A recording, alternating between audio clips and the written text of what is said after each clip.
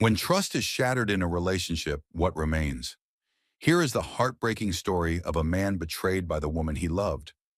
What began as innocent distances turned into small clues, each hiding a different story.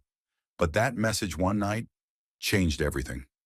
Confronted by the cold face of infidelity, this man would discover ways to survive and start anew, returning with a strength no one expected. But how did everything get so complicated in this story? When he came home, the unlit porch light was something he had gotten used to. Yet there was an unsettling feeling gnawing at him.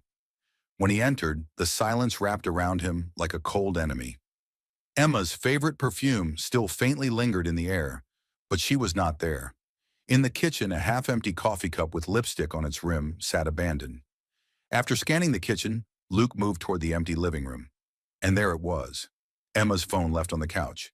The screen flashed with a message. "Tonight was incredible. I can't wait to see you again." Luke froze. His fingers trembled above the phone. He knew what he would find, yet he kept scrolling. Messages with someone named Chris revealed the truth. Emma's loyalty was now nothing but an illusion. Secret meetings, flirtatious exchanges, and the final message, "Can't wait to see you at Golden Vine." Luke felt like his world collapsed in an instant. He couldn't believe the woman he had loved and trusted for years had treated him with such disregard. The small suspicions he had felt before had now turned into undeniable reality. Those late nights Emma claimed to be out with friends were hiding another world entirely. There was no way to escape or forgive this betrayal.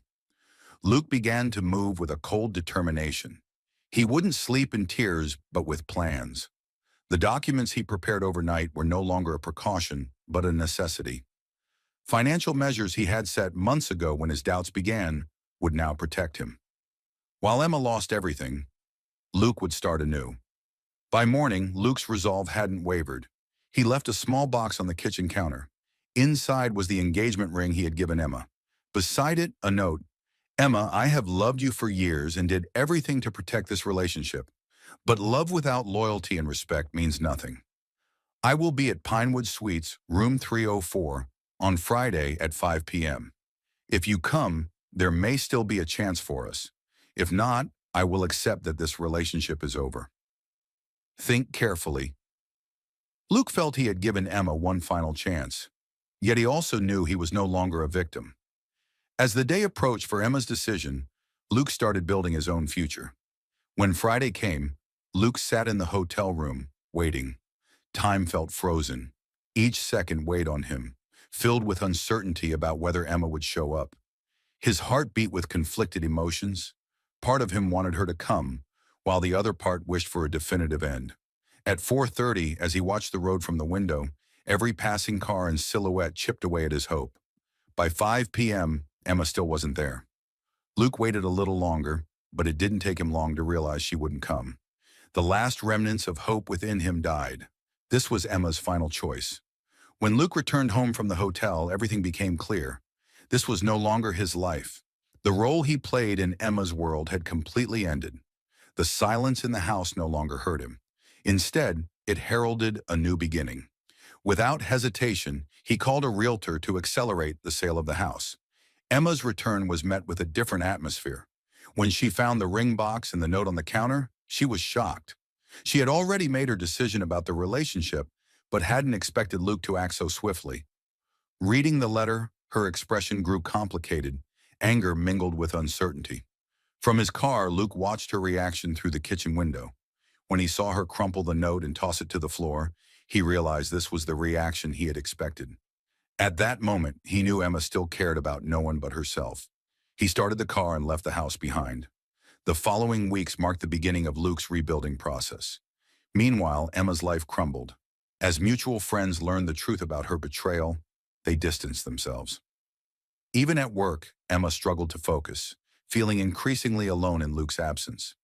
Luke, however, transitioned into a completely new order. He moved out of their old house and into a peaceful apartment of his own. Financially independent, he no longer dealt with the remnants of Emma's damage. His lawyer, Sarah, swiftly handled the divorce process. A file full of incriminating messages, hotel receipts, and witness statements ensured a legal victory in Luke's favor. In court, Emma tried to portray herself as a victim, but Sarah's evidence shattered that facade.